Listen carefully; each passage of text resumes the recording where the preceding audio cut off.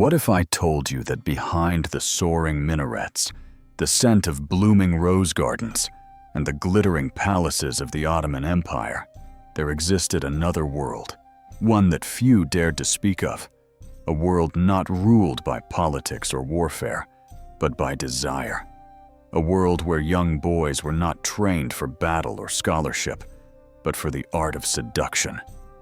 These boys weren't slaves, nor were they soldiers. They were male concubines, carefully groomed, deeply cherished, and eventually, like a song lost to time, quietly forgotten. Within the walls of the Ottoman court, they weren't hidden away or treated as shameful secrets. On the contrary, they were displayed openly, revered as living symbols of status, masculine grace, and imperial sophistication. This isn't just a curious detail buried in the margins of history. It's a story of passion, betrayal, and a cultural contradiction that defies everything we thought we knew. When people imagine a harem, they often see veiled women reclining behind silk screens, waiting in silence for the Sultan's favor. But that image tells only half the story. Across the ancient world, in Persia, in Greece, in China, men too were kept for their beauty, their company, and their ability to please. The Ottomans followed the same path. In the eyes of the elite, male concubines were not scandalous. They were desirable, elegant, and admired. Yet being admired did not mean being safe. Behind every tender gesture lay the possibility of danger, and beneath the luxury of embroidered robes often hid a life of silence and captivity. Consider the haunting tale of Tahir and Tib, two striking young men from the Ottoman lands who were taken by Christian noblemen. It's easy to assume the worst: torture, chains, and cruelty. But instead, something unexpected happened. Their captors fell in love with them. They were lavished with gifts, treated with tenderness, and, for a fleeting moment, allowed to believe that love could exist beyond the rules of empire. But that moment didn't last. Neither Christian nor Muslim society was ready to accept what their relationship represented. What the boys felt was sincere, but the world called it immoral. Their connection was labeled dangerous, and their punishment came swiftly: imprisonment, public disgrace, and separation. And that was only the beginning. In this video, we're peeling back the layers of the past to reveal stories like theirs. Tales of young men drawn into the palace not as slaves or servants, but as objects of affection and status. Because the Ottoman Empire was not only an empire of law, conquest, and grand ambition, it was also a realm of secrecy, emotion, and forbidden pleasures. And within its shadows, love sometimes bloomed, only to be crushed by the weight of the world around it. Throughout the Ottoman Empire, beautiful and gifted young boys, some as young as 8 or 9, were carefully selected for their appearance, elegance, and potential. Many came from conquered territories, hand-picked and brought into the heart of the imperial court. Inside the palace walls, they were given a new life, one of intense training, refinement, and expectation. They studied music, poetry, court etiquette, politics, and, most notably, the subtle art of pleasure. These boys, known as yamaks, lived in gender-segregated quarters under constant supervision from palace officials. Their lives were tightly controlled, their movements closely watched. The Venetian envoy, Benedetto Ramberti, once wrote in amazement that up to 500 boys, ranging from 8 to 20 years old, lived within the palace and were considered the delight of the seigneur. They weren't allowed to leave the palace grounds until they were deemed fit for public service, or until their beauty faded, and their purpose, in the eyes of the court, was fulfilled. They were not just trained for duty, but for admiration. They were living ornaments of the empire's grandeur. Many sultans and high-ranking officials openly kept yamaks as personal companions, and no one in the court raised an eyebrow. That's because the Ottomans didn't think about sexuality the way we do today.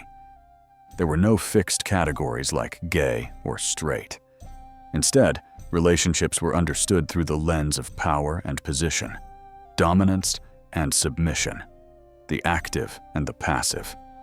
A man could love another man and still be considered masculine, as long as he remained in the dominant role. But even in this seemingly accepting environment, love was never safe. For centuries, these relationships unfolded in the shadows of palaces and within the ranks of the military. Even the janissaries, the empire's elite warriors, were known to engage in such bonds. For many of the boys, being chosen meant escaping poverty. It meant access to education, fine clothing, rich food, and luxury far beyond anything they'd known. For the older men, it meant companionship, prestige, and beauty always within reach. Some yamaks were even granted privileges like tax exemptions in return for loyalty and service. On the surface, it might have looked like a dream life. But was it really? Every detail of this system, from who was selected to who advanced, was overseen by the Sultan himself. He had the final word on their future, their freedom, even their relationships. Many of these boys never stepped outside the palace until they were considered ready for politics, for marriage, or for a carefully arranged departure from the public eye. But the world outside was changing. As Western diplomats entered the empire, they brought with them new ideas about morality, sexuality, and shame. Slowly but surely, those once celebrated practices began to feel dangerous, outdated, even sinful. By the 18th century, what was once flaunted in the open began to retreat into silence. The golden world of the yamaks, once praised and protected, started to fade into the shadows of history. As time went on, same-sex love in the Ottoman Empire didn't vanish, but it went underground. What had once been open and even celebrated became something people only dared to whisper about. The joy, the poetry, the passion of the past now lived under a shadow. And then came the moment that changed everything: the Penal Code of 1858. This new law declared that anyone who committed acts contrary to modesty and shame in public could face up to a year in prison and a heavy fine. It was vague, but its target was clear. In Istanbul, the shift was immediate and brutal. Government-backed violence swept through the city. Men were beaten in broad daylight, their heads shaved in shame, some even sexually assaulted as a warning to others.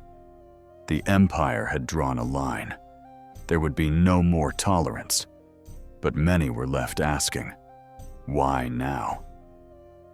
The Quran hadn't changed. Ottoman traditions had survived for centuries. So what caused this sudden wave of moral outrage? Historians largely agree on the answer: Western influence. As the empire opened itself to European diplomacy and modernization, it also absorbed European ideas about morality. The West didn't just bring railroads and medicine. It brought stigma. What had once been seen as fluid became regulated. What had once been poetic was now punished.